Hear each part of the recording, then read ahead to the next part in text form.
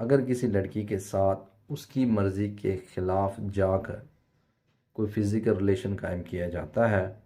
तो ये ऑफेंस है और ये रेप कंसिडर होगा। और अगर कोई लड़की के साथ अगर कोई लड़का फ़िज़िकल रिलेशन कायम करता है और वो नाबालिग है और वो उसको इतनी अंडरस्टैंडिंग नहीं है कि उसके साथ क्या हो रहा है, तो तब भी ये रेप कंसिडर किया जाएगा। तो जो लड़के लड़कियों के साथ इल्लीगल बग़ैर निकाह के फ्रेंडशिप करते हैं या उनसे फिर आगे जाकर फ़िज़िकल रिलेशन कायम करने की कोशिश करते हैं, तो इस बात को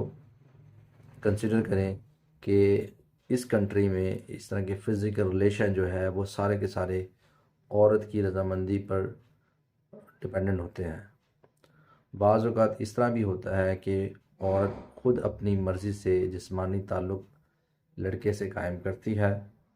और जब उसके पास मेडिकल एविडेंस आ जाता है कि इस शख्स ने मेरे साथ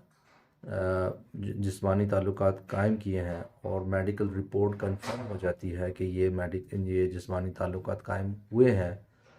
तो ऐसी सूरत हाल में लड़के को बहुत से मसाइल का सामना करना पड़ सकता है। और आम हालात में ये भी देखा गया है कि मुनज़्ज़म गिरोह लड़कों को ट्रैप करते हैं,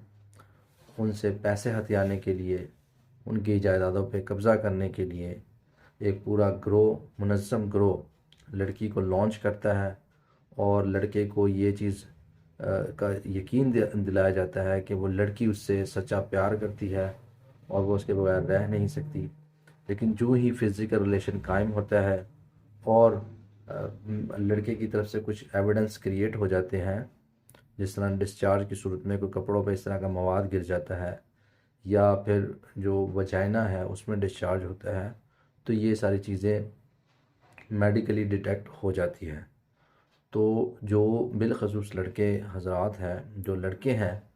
जो मर्द हैं, वो इस चीज़ को बहुत ज़्यादा एहतियात करें इस चीज़ से, क्योंकि अदालतों में जाके ये डिफेंस लेना बहुत मुश्किल होता है किसी भी शख्स के लिए जो कि पाकिस्तानी सोसाइटी में रहता है कि मेरा फ़लाँ लड़की से जिसने मुझ पे इल्ज़ाम लगाया है इससे मेरे नाजायज़ ताल्लुकात थे। क्योंकि ये इस तरह का स्टैंड लेना इसलिए भी मुश्किल है कि ये हमारी सोसाइटी में हमारे रिलीजन के मुताबिक ये चीज़ गुनाह समझी जाती है और इसको ज़िना बिल रज़ा कहा जाता है। तो जब लड़का ये स्टांस नहीं लेता कि ये जो सारा वक़ूआ हुआ था, ये सारा जो फ़िज़िकल एक्टिविटीज़ हुई थी, ये लड़की की रज़ामंदी के साथ हुई थी, तो फिर उसके लिए बड़ा मसला हो जाता है। और मेडिकल साइंस इतनी डेवलप हो चुकी है कि जिससे ये पता लग जाता है कि ये जो फ़िज़िकल रिलेशन हुआ था कायम, इसमें जो रज़ामंदी शामिल थी और फ़ोर्स का कोई यानी कि ज़बरदस्ती का कोई एलिमेंट शामिल नहीं था। अगर कोई ज़बरदस्ती होती है तो लड़की या लड़का उनके जिस्म पर ख़राश आती है, उनके प्राइवेट पार्ट्स पे किसी न किसी की तरह की ब्रूसेस या रगड़ लगी होती है जो मेडिकली डिटेक्ट हो जाती है, या फिर स्किन फट जाती है, वो भी मेडिकली डिटेक्ट हो जाती है। लेकिन ये सारी की सारी जो बातें हैं, ये बात की बातें हैं। फ़र्स्ट ऑफ़ ऑल लड़के को जो ज़मानत मिलना बहुत ज़्यादा मुश्किल होता है और फिर जब ट्रायल की स्टेज आती है, फिर वहाँ पर हमारे जुडिशल सिस्टम में जो बहुत सारे मसले मसाइल हैं, मेडिकल रिपोर्ट लेट आती है और जो जेलों में फ़ैसिलिटीज़ हैं,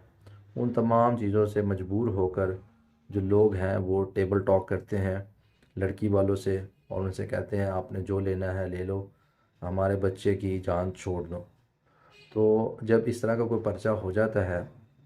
कोई लड़का या लड़की, ख़ास करके लड़के की बात कर रहा हूँ, तो उसका करियर जो है वो तकरीबन तकरीबन ख़त्म हो जाता है।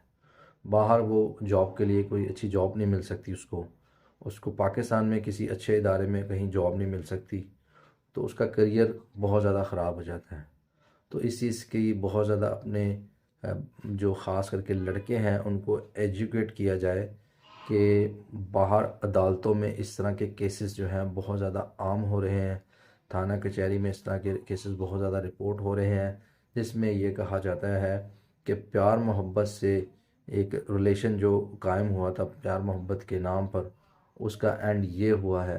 कि FIR का इंदराज हुआ है ज़िना के तौर पर। तो अपने बच्चों को सेफ़ रखें, उनको एजुकेट करें कि इस तरह के जो रिलेशन है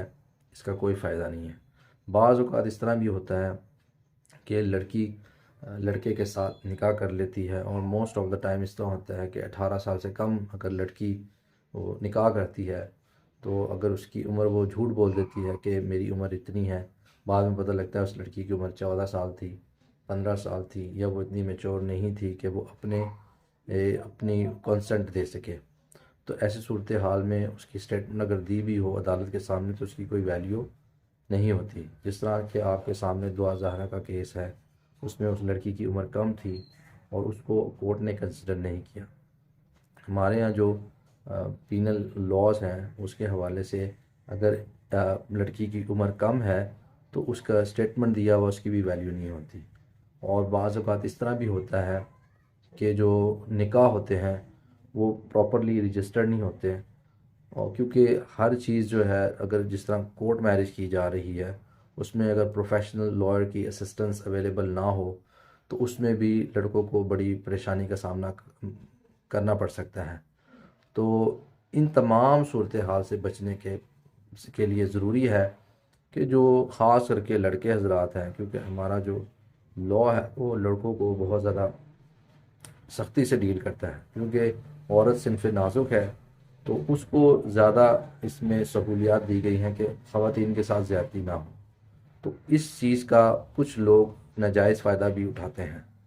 तो लड़कों को अवेयरनेस बहुत ज़्यादा देनी चाहिए इस हवाले से कि वो किसी तरह से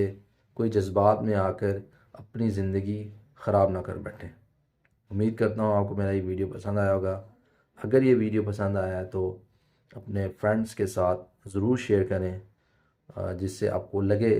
कि वो इस तरह की गलती कर सकता है। Thank you so much.